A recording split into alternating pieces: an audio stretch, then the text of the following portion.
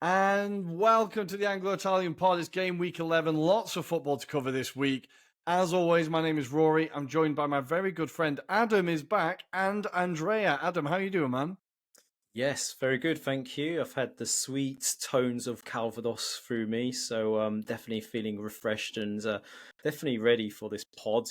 Last week was kind of blocks out. I didn't see much football, but now I'm back to it. So served up with Inter and Venezia to welcome me back into the Serie A action. So yes, all good though, Rory. How are things in Milan? Yeah, not bad. Cheers. Overall, terrible weekend, but I'm choosing to remain positive and focus on the positives. Everything is fine. The sun's still out. I'm still breathing. It's all good. Andrea, how are you doing, man? Yeah, really good, thank you. To be honest, I'm still in dreamland for the last weeks. So everything, even like just going for a walk, feels amazing. So, so yeah, We've been I'm in having opposite worlds this yeah, weekend, I'm telling you, man. yeah. So yeah, can't complain really. Just enjoying it. I'm gonna have to get a screenshot of your face from a couple episodes ago next to now, and then we can Oh compare. yeah, The it's a good one. turnaround is insane. But guys, there's lots to talk about in Serie A this weekend. But before we get that, we want to talk about the big stories this week. And Adam, obviously Roma are an absolute basket case. You're rocking their jersey, but they could be gaining a lot more fans in England, especially pundits in the Sky studio, as Frank Lampard has been linked to the job. The Friedkins loved him, or the Everton loved him last time, so why not get him in at Roma?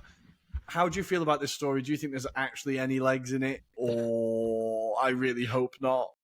I think it's more like a meme, isn't it? To be honest, this doesn't feel like it's got legs. But then that said, I mean, the rumors of Mancini potentially entertaining this seems very far fetched. I think he's basically gone on record and saying he will entertain the conversations. I think he just wants to sound it out, and I think there's more chance of Maurizio Sarri potentially taking the helm than there is of Frank Lampard. But we shall wait and see, Roy, because you never know. Maybe they need a cheaper option. Who knows?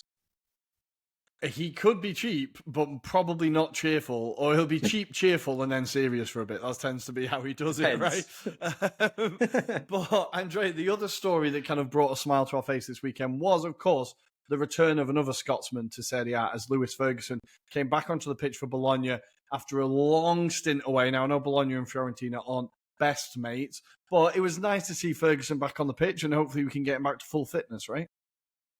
Yeah, I agree. I think last season just showed how one of the biggest players in the league last season, and at the end of the day, I think rivalry aside, you want the best players playing, and yeah, he's a joy to watch on his day. And it's the Scottish influence in Serie A just continues. It's crazy. It is incredible. They continue to take over the league, and yeah, I really, really hope he can get back to the form that we saw before, because he was absolutely tearing it up. So always great to see. Well, this week there was lots to cover. We're going to be talking, of course, about Atalanta demolishing Napoli at the Diego Armando Maradona. We'll be talking about Roma continuing to sink to even lower depths and how long Juric has got before Big Frank is knocking at the door. And we'll be talking about just how long Adam could tolerate Inter 1, Venezia 0. And there was a bit of drama at the end that I'm sure we can get into. And then just for Andrea, we'll be talking about the title charge for Fiorentina. Maybe we need one more week. We'll see how it goes. But guys, we're going to take a very quick break. And when we come back, we're going to talk all things Serie A. Benvenuti, bentornati. My girlfriend reliably informed me I've been saying that wrong the entire time for the last couple of weeks, so I've now corrected myself. Andrea is knowingly nodding. I'm glad you didn't bring it up, but thank you. Bentornati, and welcome back. We could talk all things Serie A, and we're starting with Atalanta 3, Napoli 0. Absolutely incredible performance from Atalanta. The press was ridiculous. What I really liked, and Andrea, I'm going to get your thoughts on this, is how they lined up differently in the attack. So they obviously put Retegui on the bench, but then had De Ketelaere and Lookman as kind of two up front with Pasalic just behind them. It showed a bit more flexibility in the attack that I didn't think they had, but they really, like, Napoli had no answer to it, right? Yeah, absolutely. And I think the interlink between those up top as well was incredible to see. They can interchange in positions, but I just think as well it was a clever move because it was something that Conte wouldn't have expected, and it just made Atalanta's play completely different as well. The approach was a bit different as well, but still the Atalanta way. But it didn't really look like Retegui was missed. It came on when the game was done. So yeah, overall, the tactic was spot on. Mm-hmm. And this was basically the levels. Like, this is what the difference we saw here. Now, obviously, Conte has his plan A, and when it's not working, he doesn't really have a plan B to go to. But Adam, we saw here that Gasperini continues this incredible job with this Atalanta team. This season is looking really exciting. Do you think he really just did have Conte's number, and Conte didn't really know how to respond? Yeah, I genuinely do. I think Gasperini is such an underrated operator in the sense that he's got the better of some of the top coaches and managers in Europe. He proved that last season, and I think there wasn't as much expectation on Atalanta going into this match. The fact that this was kind of the acid test, so to speak, for Antonio Conte and Napoli. They had the Milan result midweek. They had this, and then obviously next weekend they've got big match against Inter. So, I think maybe Conte kind of alluded to this fact as well. He felt that his side was set out in the right manner. However, they got undone by the tactics of Gasperini, and that was so shrewd and wily of Gasperini to kind of think outside of the box, think about the way that Napoli had set up in previous games. They've stuck with this 4-3-3 formation. Maybe they could have been better deployed as a 5-3-2, for example. But yeah, as you allude to, I think Conte does struggle when things don't go his way in terms of game approach A, then what is his B option? What is his C option? He doesn't seem to think necessarily around how to change that during the game itself. And I suppose this is maybe highlighting this to an extent, but also I think this is a good reminder for his players as well to kind of rethink how they're approaching it. I think they've been lethargical in certain games, where they've kind of taken it for substance that they're going to get the results, for example. Whereas now I think against the better opposition in Atalanta, they were really outdone. Some really good kind of intricate plays, and if you go beyond kind of the attacking third, the likes of De Bruyne, Ederson was impeccable. And this is when you think about Atalanta, they've still got some really big players that are currently injured yet to come into the fold. So this is really this could be an exciting period for Atalanta.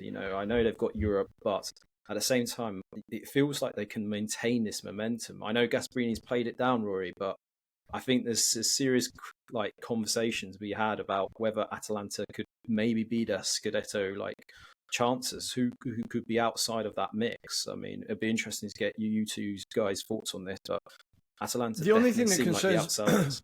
Yeah, the only thing that concerns me about Atalanta is that they do tend to run out of steam after a while because of the intensity of the football. They do tend to have periods when they drop off. But now we've talked about how their squad is deep, and you're right, they've got players returning and the bench is super strong. But I just worry that after a while, there always seems to be a patch where they run out of steam. And I'm just waiting that maybe if they can get to February, May, and February, March, they're still doing well. When the pressure starts to go up, can he get this fully across the season? I think that's the only question for me. Andrea, how do you see this? How far do you think this Atalanta team can go? Because we said it's going to be an open title race.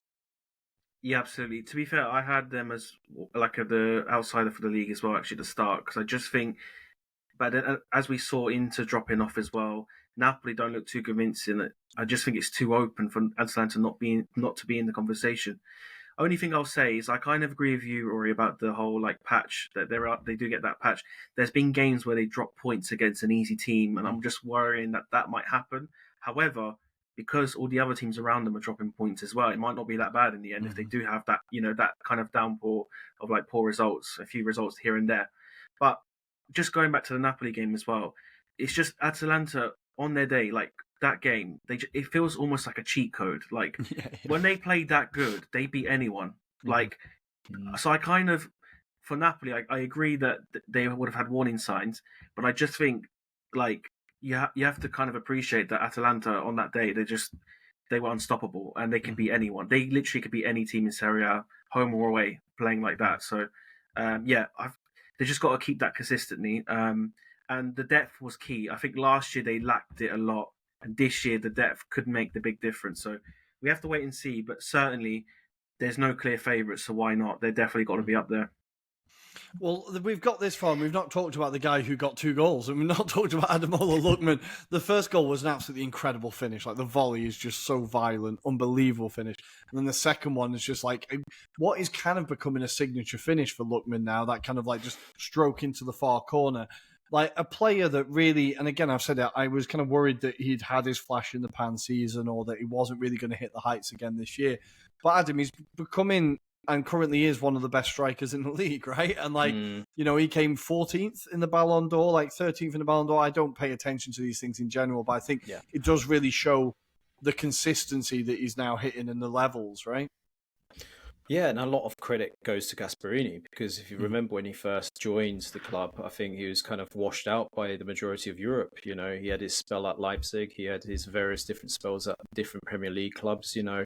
No one kind of fancied him, and he's really become a more all-rounded player. And, you know, there was this kind of talks of him maybe joining PSG in the summer. It never came to fruition, but look, he's just got his head down. He's playing the same style of football that he has been kind of threatening for the last 18 months. And, you know, it just goes to show you, like, you know, if there's a coach out there that can get the best out of someone, then it's definitely Gasperini. And, you know, Ademola Lookman deserves all the plaudits as well for being that kind of a studious kind of figure, I suppose, you know, getting on with it and not getting the factors of what happened previously to him as well. So a lot of credit to him in terms of his mentality. But you could say that about a lot of the Atalanta players, to be fair, Rory.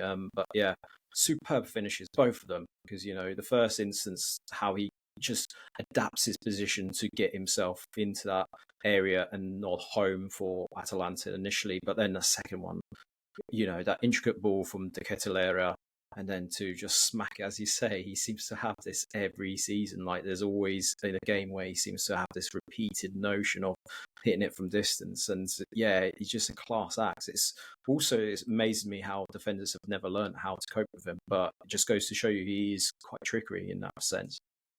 Well, I think he's got that strength and trickery that really goes well. Like, physically, he really can hold his own, because he's not a tall guy. He's not like but you can tell that when the defenders tried to get on him and tried to get him off the ball, he can hold his own. When they get tight, he's able to turn him and get the ball away. Like, he's just very well rounded at the moment, and I think he's a player that when he was linked with Arsenal in the summer, I was like, yes, please, I would take that. Like, because I've been watching him so consistently, and he is doing it consistently now. I feel like when he was at Everton and when he was at Fulham, he had moments, and I've seen Everton fans talking about him and being like, we should never got rid of him. I don't know why he didn't get played more. Like, I don't know a fan base that dislikes him because they knew there was quality there. He just never really either got the game time or didn't have the consistency to earn that game time. And now I think he's just absolutely like one of Atalanta's key players. Like, he's one of the first names on the team sheet, and it's just incredible to see. I think De Ketelaere I didn't see as that second striker either. I really didn't like. He keeps surprising me every time I watch him, honestly. I thought he was going to be that number 10 that just didn't really have the strength, was just kind of like, you know, not mesmeric, what's the word? You know, kind of coming in and out of games and like chaos. But he's really just showing so much mercurial, that's the word I mean. But he's really showing that grit and determination to be a top striking option. But Andrea, there's one more player I want to talk about from Atalanta. He absolutely tied up Lukaku in knots. He could not get a sniff in this game. I think he's going to be one of the defenders that Inter, Milan, Juve could be looking at next year. I think this is one of the best games I've seen him play, but consistently he's kind of hitting these levels now again, and it's high. And he was just unbelievable in this game, right? Unbelievable, yeah. And as a modern day centre back, he does it all. And I think in Inter certainly would target someone like him because he can do it in a free back as well. But yeah, he literally had Lukaku. You think the strength of Lukaku, the physicality, the way he plays, you think you would lose some battles, but it just felt like he was on top of him. He knew exactly his moves, and just constantly on his shoulder. And he's always been under the radar, and I think now we've started to see it. Like, he's always played very well for Atalanta, but I think like I said, the recent seasons we're really seeing that this guy's a really top player, and he's very key in that team again, in that defense, and it sets the tone for that defense definitely. Well, listen, I think having him in the middle, like Jim City, I like. He's a decent defender. He's solid. Like, Kolasinac still gives me PTSD. I don't trust him. But I think for the fact that, like, Hein is able to coach Kolasinac through a game and not get him sent off. I think he kind of really genuinely brings that stability to that defense and that calm and that kind of mature head. Because every time I think Kolasinac was lucky not to get sent off in this game as well. I think there's a tackle where he absolutely flew into it, and I thought, I recognise that. But yeah, Adam, the defence for Atalanta in general, obviously they've conceded quite a few goals this year. They've conceded quite a lot of goals. But for them to keep a clean sheet against Napoli shows that they really have the ability to lock a team down when they concentrate, right? Like there was a much more steady performance. Yeah, I feel like they've evolved in that sense, because I think the previous Atalanta defences have normally been very open, as you allude to, but I think they've definitely are getting the balance right, especially with Isak here, and I'm definitely signed up to that appreciation society as well. I saw that kind of talent at Hellas before he made that move, and I think we both said at the time, when I think it was the January transfer window, when he made that move to Atalanta, we were like, oh, that could be a bit of a could be a bit of a signing. But with Karnaseki, for example, behind them as well, I feel like he's just on the cusp of making the Azzurri squad as well. Just needs a bit more consistency to his game, but certainly he's got the traits to demonstrate that he could be a really top goalkeeper. I think that's the area that Italy are really blessed at the moment, to be fair. But yeah, back to Atalanta, they are short. They know what they can do in terms of that defensive move, and the fact that they've still got players behind them, like Scalvini, for example, Ben Godfrey, that was signed this summer as well, for example, and that seems like a snip at 8 million as well. I think he's almost like the Isaac Gian replacement, it feels like, because he's got all the kind of very similar traits. So it wouldn't surprise me if Isaac Gian does get a move this summer and then they progress Ben Godfrey. We will see, but yeah, certainly good kind of characteristics to have, right, Rory? Yeah, no, absolutely. Really, really exciting times in Bergamo. But Andrea, you've been saying it for a while that you were worried about Napoli. You've not been convinced. I kind of was like, no, you're being stupid. Come on, they're not conceding goals. They're getting the job done. But yet again, I have egg on my face. What went wrong for Napoli here? Beyond them just being kind of almost found out, what I found incredible was the disorganization in their defense. Also, Meret is never a keeper I've been massively convinced by. Caprile, I think, is a good young keeper. Has his moments, because I've watched him for Bari when he was on loan there, but I think he seems a much more reliable kind of goalkeeper than Meret. Like, do you think there's still questions with that defense? Because Atalanta absolutely found them out. Yeah, and I think going back to what I was saying before as well, I think the issue I had with Napoli is that when the game's out of their hand and they concede early, they conceded quite early on. It's like the game plan is gone. Like the conservativeness, the rigidness, kind of the discipline, kind of goes out the window a little bit. So I think it's a bit more kind of that mentality of trying to remain calm.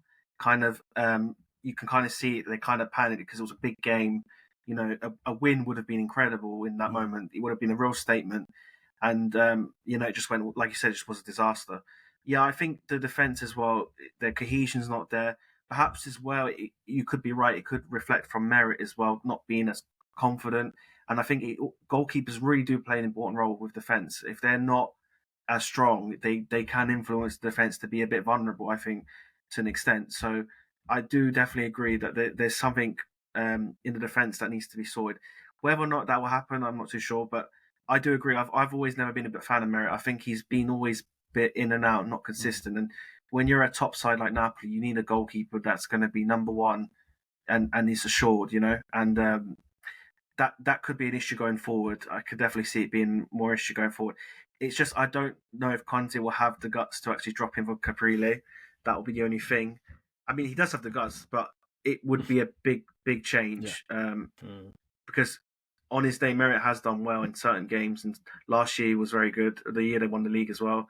So yeah, but it's a disaster. But having said that, as I was alluding to before as well, I still think it's still not the end of the world either, because I just think, like I was saying, Atalanta just unstoppable, and I think they can have that as not an excuse, but it can be some sort of like thing they can draw back on. Like, you know what, we played a side who played off the park. We play a certain way. They play a certain way that outplays our formation. We didn't change, and that's how it happened. It just now makes Conte have to realise, is it personnel changes they need to do? Is it kind of stylistically who they're going to bring in? Like, there's question marks over Kvaratskhelia as well. Was missing that game, which is very, very concerning because again, he's such an important player for them going forward. I thought Gilmore as well, is not the greatest as well. He didn't not be stepping in as much, which is a shame because I do like him as a player. Like I watched him with Chelsea when he was in the youth team. Like he's got the talent, but yeah, certain key positions that were like assured and confident, that it's kind of going missing. So it's a lot of things they've got to fix up, and they've got to fix it soon because the games are going to be coming thick and fast, and they've got big teams around them catching up with them now. So let's see what happens. But yeah, I just think, like you said as well, the plan B is the other main issue of all. Like you can't go into games with that one thing because football happens. You concede early, your game plan has to adjust a little bit. It doesn't have to go out the window, but you have to adjust to certain games, and it's whether Conte starts to adjust a bit more.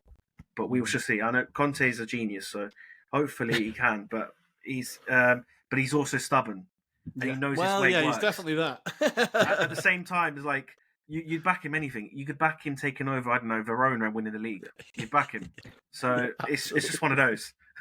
Absolutely. I think you made a good point about the midfield because I didn't really see Anguissa doing that, winning the ball that much. Yeah. And then Gilmore is a great passer, but he's not going to win you the ball. And then McTominay is great at running forward, but he's not really going to win you the ball. And I think there wasn't really that anchor in midfield, so they still need to look at what's happening there. Because from what I can see, Anguissa was mainly floating around out wide on the right, kind of trying to get into the box. Just didn't really have that bite in midfield. But a fantastic win for Atalanta, a massive statement for them, and really kind of makes everyone look sit up and take notice of them.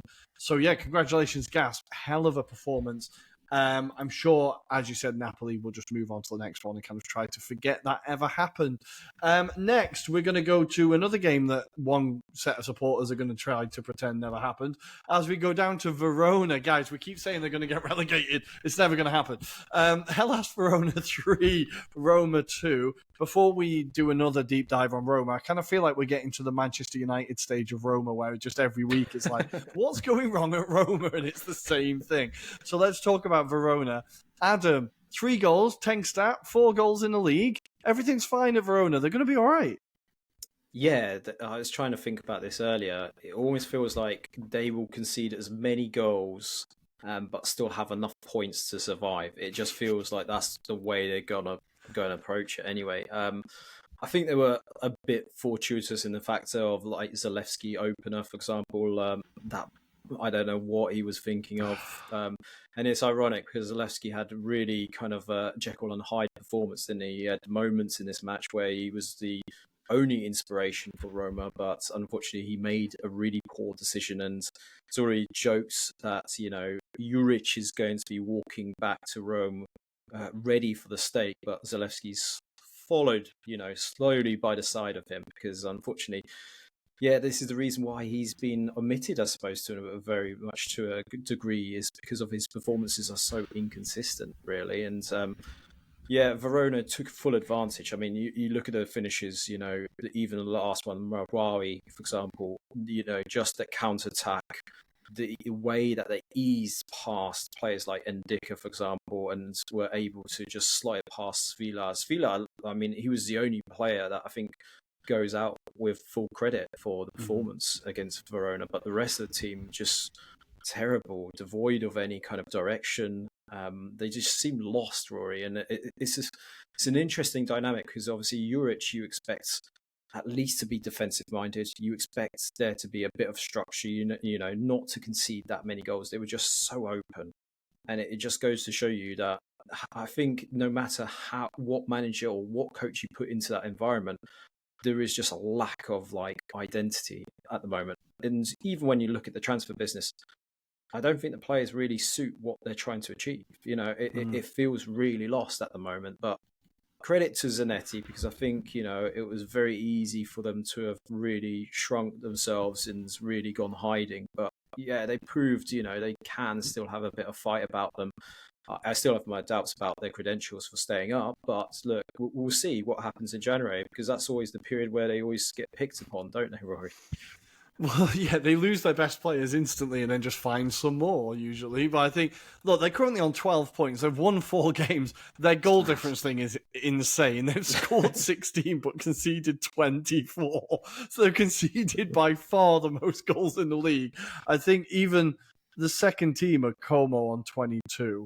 So yeah, they've in 11 games, 24 goals. That is horrendous. I know, obviously, was it Fiorentina who put 6 past them? Was it? Yeah, exactly. So that definitely didn't help, did it? But clearly, it's a lot of fun up in Verona at the moment. So yeah, they look like they're relative. Like for now, 4 points clear. Things are looking good. There's a bit of space, a bit of breathing space there. But Andrea, for Roma, as Adam was kind of saying, it feels just so. Again, just. This whole season has been written off now. It's just about damage limitation. It's about trying to figure out where the hell they go from here. It's the third week in a row where there's rumours that, Juric is going to be sacked tomorrow. They're having a meeting today. Like, genuinely, how much longer can this go on? Because I feel like Juric afterwards, like after the game, was like, we had a good performance. Like, it feels like he's kind of living in denial a little bit as well. Like, how much longer do you think this can go? Not long. See, the day after the game, I was refreshing pages to see if he got sacked because I'm just expecting it. I don't know how it hasn't happened. I just think the confidence is not there. Clearly, there's lots of issues going on. It's clearly not improving either. I don't know what he's seen that's improved. I think again, team selections again. Like out of all the players, I think Dybala, like I still feel like gives something and stands up. Dropped. Angelino, who's been awful, still starts. Like it's for me. I question some of the player selections as well, the lineups, the kind of the way the personnel as well. I think there's even basic stuff that's going wrong that he's kind of doing, which doesn't help either. Because look, the squad at 11, let's be honest, isn't the greatest, but there's still talent there going forward. And when you've got great players like Sule, Baldanzi doesn't even get a look in. Baldanzi's an amazing player. I don't know how he's not getting opportunity. So you've got these attacking flair. You need to find a way to get some of these guys in. I know you can't get them all in, but you've got to try and adapt to kind of what's good about the squad. And I think he's kind of obviously playing the way he plays, of course, but it doesn't suit well with what the squad he has. And a lot of reliance on people like Cristante, who's still average. Kone looks good. They've made some good signings there, but it's just at this point, it's a matter of when, and then how long. I think it's just literally is any moment now it will happen. But it's not fair on the fans either because this uncertainty, unrest goes to the fans, goes to the club. Everyone feels it, and it's going to affect the players and and the performances, and it will keep continuing until there's a kind of decision. If the board come out and say, look, we're sticking with Juric to the end of the season no matter what, at least there'll be some sort of, maybe, it might not solve it. It won't solve it. I still think it looks bad, but at least it will give some sort of like, what, it's a write-off. Let's stick with it. We're going to sign next season, start again, whatever. But this uncertainty, he's going to be sacked tomorrow. He might even be sacked before the Verona game. I even heard that as well. He was going to be like, you can't live like that. You've got to make it clear and concise. And I think that hasn't helped either. So there's so many from the top to the bottom of the club. It's so much unrest, and it's just whoever they bring in now. It's like I don't know if it's actually going to fix it. It's just it's such a big ask. Yeah, it kind of feels like obviously this is all owner led, right? This is all a mess made by the owners, and this is all confusion made by the owners. And like at a time when Roma fans are already concerned that they're buying Everton, and are they going to become the main plaything now? And Roma are going to be like Udinese to Watford or whatever. Like there's a lot of mistrust around there generally now. And then, as you kind of alluded to, I think the appointment of Juric now just seems like there was zero thought put into it. It was just like, we need a manager who knows Serie A, who is affordable, who's going to think this is a big job, right? Who's going to be like, this is a big club, it's an opportunity. Because, the style of football doesn't match the players. It's not like revolutionized the way they were playing under De Rossi. If anything, they've gone backwards. And I think it's just, like, Adam, the owners... what do you say about, like, where do they go from here? Like, because they have to still protect this investment. There's not going to be European football this year. Like, that's not happening. No. So do you just go out and say, right, we need to get Allegri, right? We need to just pay money and say, right, we get him in and he shores up the defense, nobody has any fun, but we get into Europe? Or do you try and go for a manager who's more exciting, a little bit younger, give them time? Like, there's some opportunities here, because they're not going to get relegated, right? There is an opportunity here, but how do you see them going from here? They need to make a really strong appointment.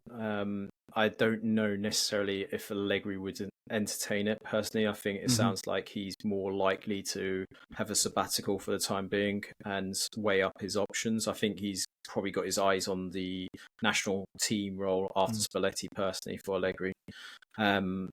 Could it be something that Mancini could be interested in? It'd be fascinating to see, given his ex-Lazio connections.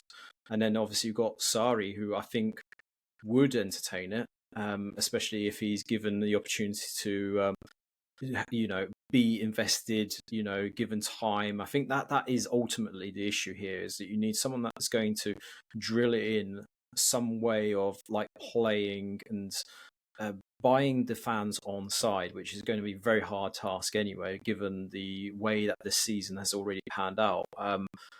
But I think they need to make a really strong appointment, whoever they bring in.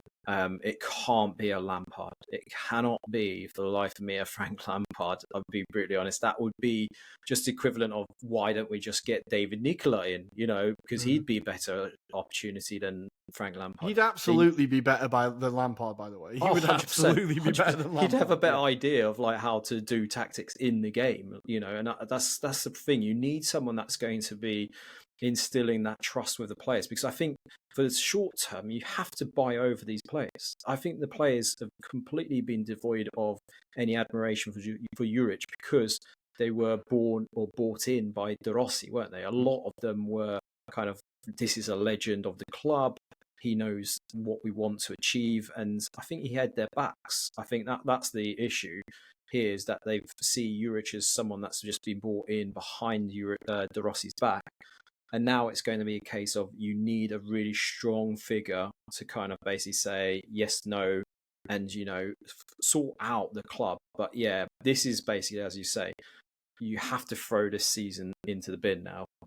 There's nothing to kind of resurrect, or I'd be very surprised if they can get a run of form that puts them into the top 5, for example, Rory. I just can't see it happening. But what they need to do is, like you say, protect their assets, make sure that they've got a sellable products by the end of it, because ultimately it feels like the Friedkins are going to sell Roma. It just doesn't feel like this is a relationship that's going to last much longer because of the decisions that they've made. But also behind the scenes, they still haven't got a director of football. They've sacked the last one, and they just don't have a clue. They just need someone to be brought in. And I think it goes back to that Mourinho quote. These are people that don't understand football. And it's becoming very much more apparent as time goes by that they just don't have a clue. Well, that's something to look forward to, Everton fans. I don't know what to say, but it's been an absolute shit show. So they find themselves currently 12th on 13 points. They are now 7 points behind their Cross City rivals, who sit in 6th. Who are currently playing, so that gap could be extended. And I just think, it's sad to see, because I think there was actually moments of quality in this game. Like Andre, as you said, there's attacking quality. The Sule goal is a bloody lovely finish. Like, there's a great ball into the box. It's a beautiful finish. Like Dovbyk with a kind of classic Dovbyk goal, like kind of forces it into the net. So I think there is talent there. It's just really not been the season for them. But huge win for Hellas. They do this every so often. They do just beat one of the big boys, and you remember why they will never, ever, ever go down. But massive result for them. So congratulations to Hellas. Let's move on to Adam, the game that you enjoyed so much. Inter 1, Venezia 0. It's all kind of about the drama at the end, though, right? It kind of is, but I think a lot of credit has to be handed out to Venezia, because I think, with the context of Inter knew that Napoli had lost early in the day, so they knew that if they get the win, they're just a point behind them. And, it felt like Inter were just going through the motions. They felt that this was a guarantee almost, and I think it was probably heightened by the fact that Venezia, last time they went to San Siro, they were mauled by a Milan side, and they looked shockingly bad. But credit to Eusebio Di Francesco. He's really kind of drilled his side a lot more defensively. You could argue maybe attacking wise they lack a bit of quality, it's fair to say. But they had their moments, Rory, and this is the thing. Whilst if you reflect on the match, Inter also had the ball in the back of the net twice, but it was ruled out for various different incidences, mainly because of offsides given against the likes of Thuram and Di Marco. But yeah, Inter is a bit of a concern because I feel like whilst you look at the record, last 7 since the kind of Milan derby, they've been grinding out results, they haven't been convincing. They look tired. Inzaghi seems to be still trying to play around with the rotation element, but maybe not to its fullest, for example. I think they do miss someone like a Çalhanoğlu when he went off injured, and that's definitely had an impact. But with the quality that they've got, I think they are also very wasteful. And in this match, for the last 20 minutes, they just sat back. They invited Venezia. And like I said, Venezia aren't special, but, they brought in Yeboah off the bench, who, whilst he hasn't got the pedigree of some of the other players on the pitch, he really did look threatening against this Inter Milan defence. He took the ball to them, and it was through those kind of moments that really opened up Inter at times. And that incident, very last minute and basically last kick of the game, as it appeared to be, the ball's in the back of the net. But fortuitously for Inter, it hits a hand. If that actually goes in via the head or a different part of the anatomy, that's given us a goal. I think Inter were very lucky on the day. Marcus Thuram, I think there's a conversation we have to have as well. Like his form, and I was just looking at the dates now. So as of when the pod is released, it'll be a month since he last scored a goal in Serie A. So that's bar the Champions League. The last time he scored was a hat-trick against Torino. He was particularly wasteful in this match. Lautaro, he hasn't been great himself either. So I think there's a lot of issues for Inter. And, whilst we're saying about Napoli and their issues, I think there's going to be an interesting match next weekend where it's going to be very open. I think it's going to be very end-to-end if it's going to play out the way it has. But Inter's defensive fragilities are a worry. They're not the same Inter defence that we saw from last season, relying on the likes of Bastoni to kind of carry them through at the moment. And it's just not enough. And I do worry for them this season. Yeah, well, Sommer had to make some incredible saves in this game. He genuinely had to make some outstanding saves to keep him in the game. And an interesting thing of Philip Stankovic in goal for Venezia, who's on loan from Inter, who also had a very good game as well. Yeah. I believe. Andrea, for Venezia, this was a much better performance than we've seen in the last couple of weeks, right? Yeah, definitely positive. And like Adam was alluding to as well, like they were creating chances, and it wasn't just the end chance at the end was the only chance they had. Like they definitely tested Inter, and they stretched the game a lot as well. And I think we've seen with Inter that they're not pressing as much. They seem a bit vulnerable in midfield. The pace isn't as intense, and I think definitely Venezia exploited that. And I think as it stands, teams are going to keep doing that if Inter don't fix it. So. Yeah, but overall, I think Venezia they look a lot positive going forward, and I think that's crucial because the goals are going to be important. We know obviously goals are important, but if you're not creating the chances, it's the clinical nature of it is difficult. So, but that's a positive sign. They haven't got the bestest of players, but if they can find a way of playing systematically that they've been doing, they can cause teams problems. So, hopefully, that it's a good sign for them, but. It's a long way, though. It's also a mental thing as well. Constantly, every game, getting outplayed most of the time, out of the ball possession, having to have the fitness to stay in the game, mentally as well. So it's a big ask, but hopefully, they found some sort of structure to kind of keep themselves in games and, importantly, create chances. Well, that front two of Poyampalo and Oristano isn't terrible. Like, I think they're both decent attacking options, and There is, compared to the first couple of games we saw them where it looked like they were going to get battered 5-6-0 every week, there's definitely been they've learned a few lessons quickly, I think, which is important to do when you've been promoted, of course. But let's leave that game there. I'm too afraid to talk about Inter, assuming as they're playing Arsenal midweek, so I'm not going to say anything. I am making no comment about any of their players. Let's move on, Andrea, and we're going to let you talk about Fiorentina getting another win, 1-0 away to Torino. Moise Kean, capocannoniere candidate. Let's do it. Best striker in the league, 100%. No, just again, one chance, one goal, and that sums up how good he's been and how crucial he is to the team as well. But it's exciting for him. I'm really happy for him because he's on a personal thing. Just all these, he's never hit the ground running when he's got the potential, and you're seeing it now. But yeah, overall for Fiorentina. Was a poor game, but again, it's one of those ones where, that cliche of good teams win those games when they play poor, and they did, I guess. Don't know if they are, but I have to say as well, some of the players there, like Ranieri, looks like the second coming of Giorgio Chiellini. What the hell's going on? Some of these players, Komutsa, I said last week's like the new Nesta. So he was unreal in this game as well, Komutsa, by the way. Yeah. He was quality. It's just, I just think he's got the best out of some players, and I've liked the approach as well of changing it throughout the game. He knew the game wasn't going the way it should have, so he kind of tweaked it a bit, bring in another extra midfielder and Adli in. I even like the Baraghi as the left attacking mid late in games to kind of cause crosses, and if there is a free kick, it's a good kind of idea as well. But certainly, he's got them, and it's the second clean sheet in a row, which is unbelievable.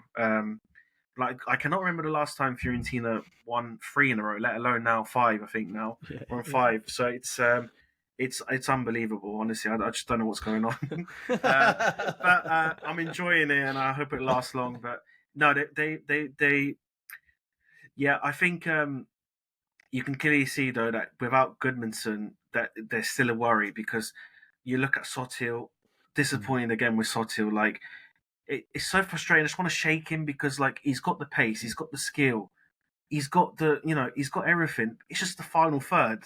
Yeah. It's just he switches off. It's something goes and he does the simplest mistake. It's frustrating, and I'll never see it. I don't think we'll ever see it. Kouame comes on, and again, he's looked awful. I don't know. So I think the depth is the worry though going forward in the attacking areas. But overall, can be happy. I think. On Torino's side of things, I think it's the Zapata thing again. It's just they were terrible, and I think obviously Fiorentina got let off because of that. Although they did create a few chances, Pedersen hit the post, was a great run, great pass, but you can just tell Ng, decent young player, but I don't think he's ready. Che Adams unfortunately got injured, and that was a big blow. I think he looked decent. He had a shot before that he actually got injury on. But I'm quite worried for Torino goals-wise. I think we've said this before anyway in the pod in the last few weeks. But you can see, and I think what's the frustrating thing is that I think it got to the 70th minute for Torino and they had their first shot. Yeah. And they're home. Doesn't matter who you're playing, you're home. You've got to have shots on, and it's concerning. So I think a lot of worry, I think, for Torino right now in terms of goals and creating chances, but. Yeah. It's just going to be another one of those seasons for them, isn't it? Where you think it was going to be fantastic and then it's just going to peter out into nothing. I feel so sorry for their fans, but it's that's a huge miss for them with Zapata, obviously. But elsewhere, we're going to leave that game there. Let's talk about Udinese 0, Juve 2. Adam, I think Kefram Turam and Marcus Thuram have been in a body swap comedy, because that goal was very Marcus Thuram-esque. And then, of course, Savona following up with a beautiful finish. Now, Juve, that was almost a terrible slip-up. Juve look really exciting attacking-wise, right? They do. I feel they have this moments in them, right? It's just getting that consistency with this Motta side. I mean, you look at midweek performance against Parma, they draw, and then they come into this match needing a win just to maintain their kind of top 4 status, and they do manage to do it. I think Udinese were a bit unlucky, Keenan Davis as well as Lorenzo Luca having chances, but yeah, a lot of credit to Kefram Turam, because I think there was a few question marks about where does he actually fit in this kind of Juventus side. And that performance was, yeah, typified the intensity that he can bring to the squad. It was his move, wasn't it? It was his breakup initially, passing it on to Yildiz. Yildiz sets him up, and that finish was, yeah, superb. I know it came off the back of Okoye, but still that ball is going in the back of the net. And it's just, yeah, you sense that, it just may need a few more personnel to be added. And I think that probably opens up that question mark about Vlahovic again. But Savona is another one that I put as my notes anyway. Should there be a consideration for him for the next Azzurri call-up?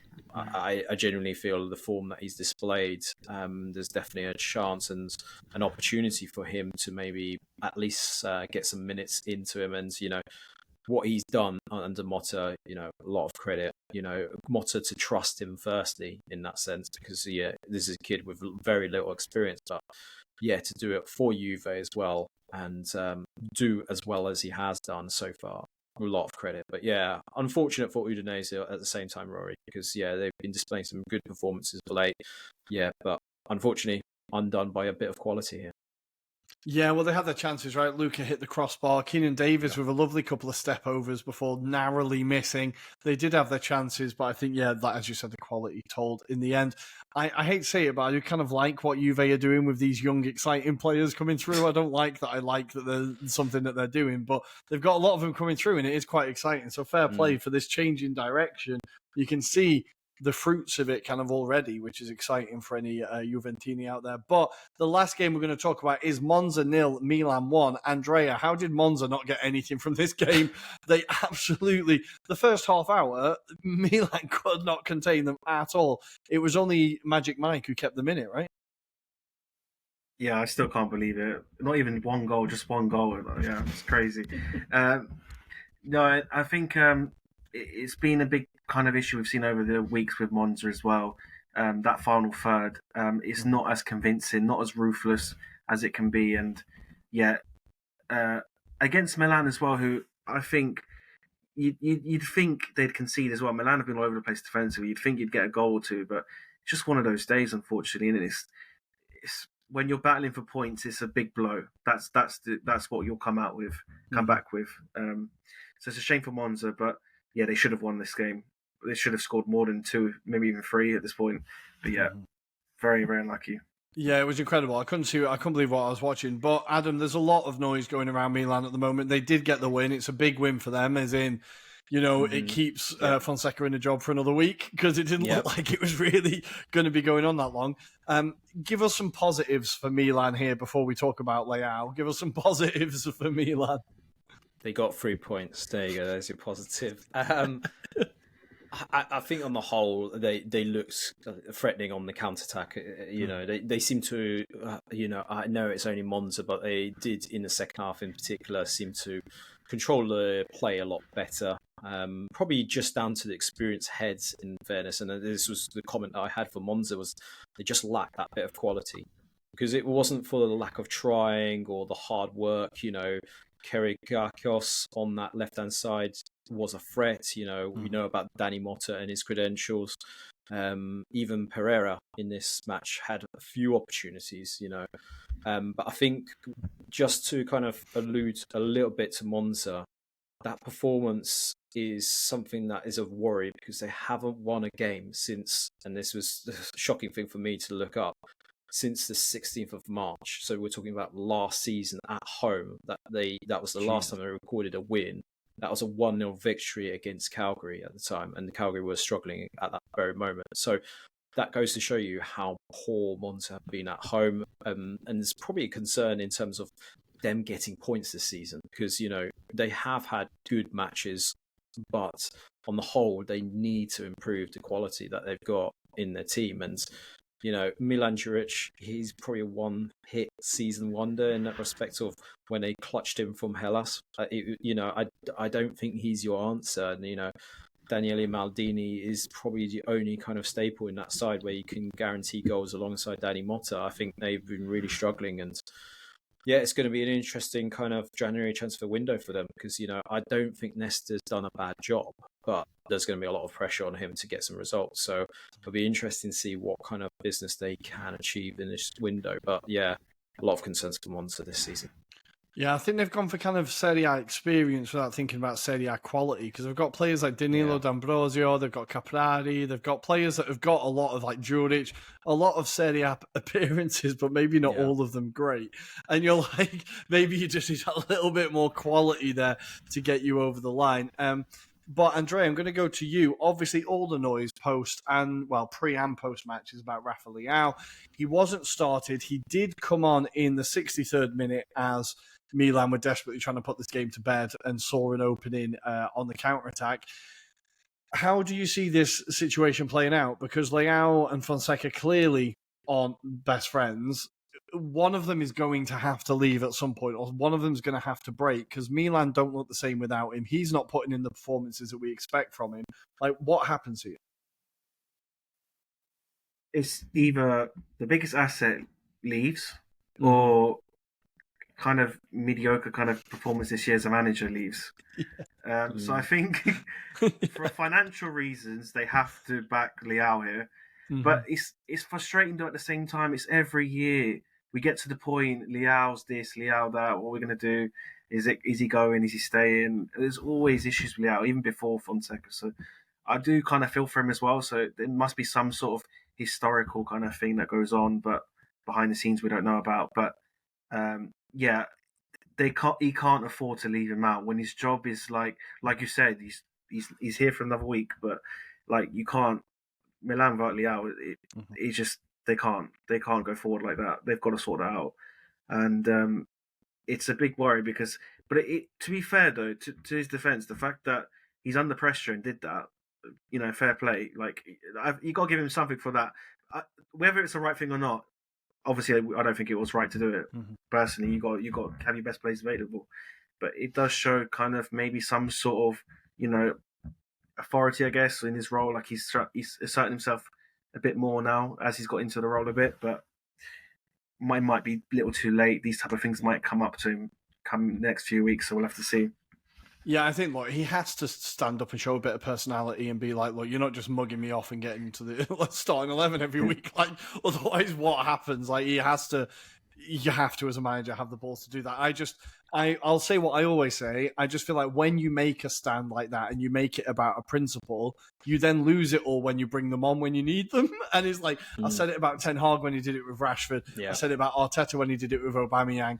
And you're like, no, you can't have it both ways. Like, either they're out of the club, like they're out of the team because they've pissed you off. You can't then be like, oh, mate, can you do me a favour? Because actually we need you. Like, so I think you kind of lose the moral high ground or your principles then at that point. But it's the one reason why, like every year when it gets rumoured that Leao might leave, Arsenal Twitter goes mad and they're like, let's get Rafa Leao. And I'm like, no, let's please not get Rafa Leao. He's a very good player, but he's very good for someone else. I don't want him in our dressing room. Like, Adam, do you think, like Milan fans are getting pissed off with him as well? Like, this isn't just Fonseca.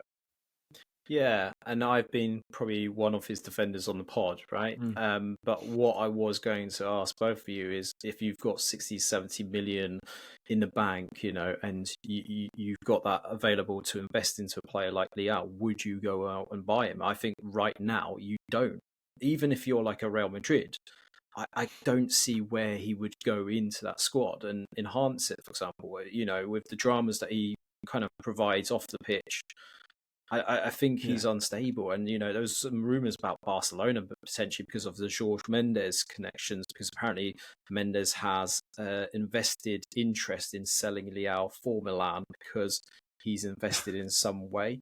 So it's something to do with the deal, clearly. But the point is, I don't know who really goes out for him. Like, even if you're an aspiring Premier League club, do you go out and spend 60, 70 million on him? I can't see it happening. And I think Milan will just have to work with the asset, unfortunately. However, there has to be a line of, buck up your ideas and work for the team. I've been, like I say, he seems like a troubled individual. Like, there seems to be issues, and he seems to be playing on the fact, seniority over the other players. So Yeah, I feel like Leao has to now prove himself a lot more in terms of his mentality, more than what he can do on the pitch. It's about the mentality. Prove that he's not going to cause a fuss off the scenes, and that's probably the issue. But I don't think that's going to happen. I think he will drag his heels, and I think there could be an issue. But this is the problem. You need someone like a Zlatan to intercept and really be on top of it. I think if this was Paolo Maldini, this doesn't happen. But this shows the kind of inexperience of a Zlatan figure at this club, and probably he's having more of an issue in terms of being able to deal with these kind of situations, whereas a Maldini would have been a figurehead in this situation.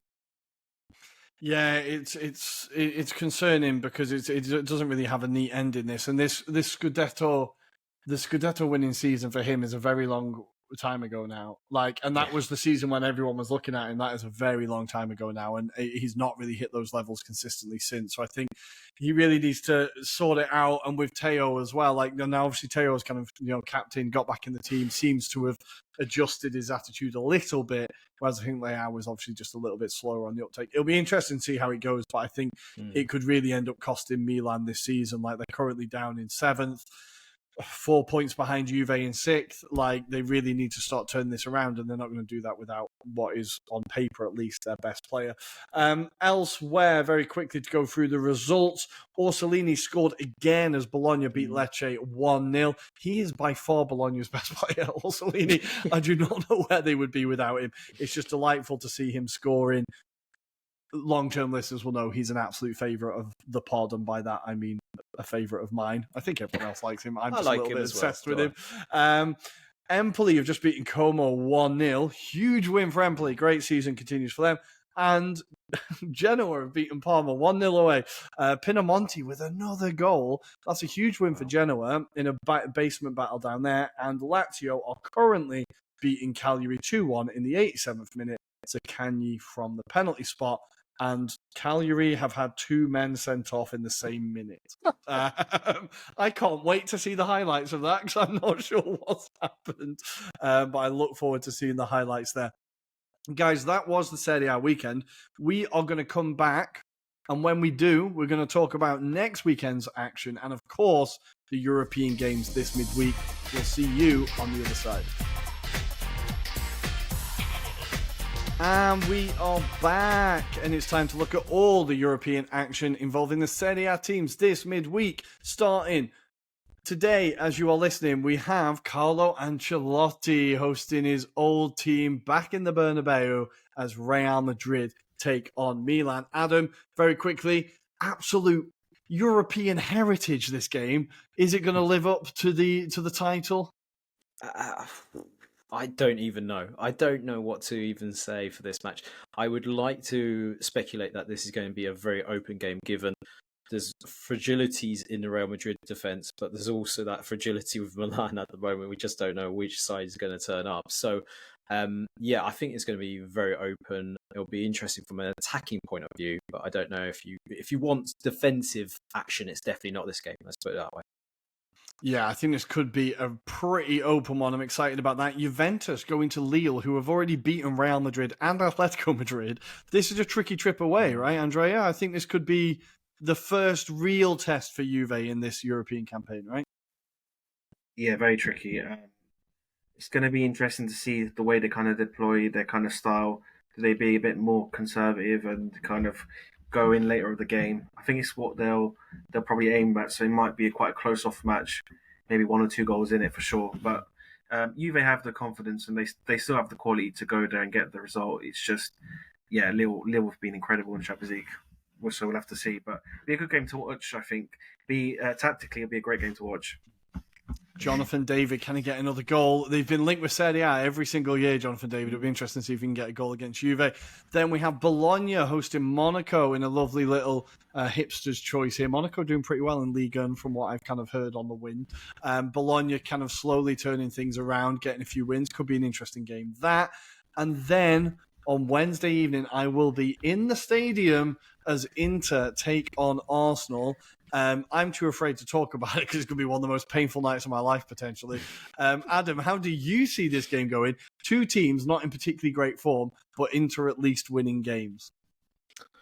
Yeah, they are, but I think they're also missing that Çalhanoğlu factor, and he's not going to be 100% fit. And obviously, I think they prioritise him for the Napoli game over Arsenal's game. So I think that gives a little bit of hope to Arsenal. But I think, yeah, the worry is for Arsenal defensively at the moment that they're not able to kind of see out attacks at the moment. They seem to be very much really relying on the likes of Saka to carry them through. I think there was a really strange stat about Gabriel Jesus and the fact that he hasn't scored since January, is it? Something like that. So it is, yeah, a bit of concern from a point of view that you're relying on the likes of Kai Havertz and Trossard really to be the attacking output, but also the fact there's zero creativity since Odegaard's been missing. So, yeah, it's not going to be pretty. I'm sorry, Rory, but I think Inter will get the result. But that said, Inter will be probably happy with a draw as well at the same time. Yeah, I'm really not looking forward. I was really excited about this a couple of weeks ago. Now I'm just like, oh Christ, how much humble pie am I going to have to eat in the bloody Inter Curva with all my mates just taking a piss at me?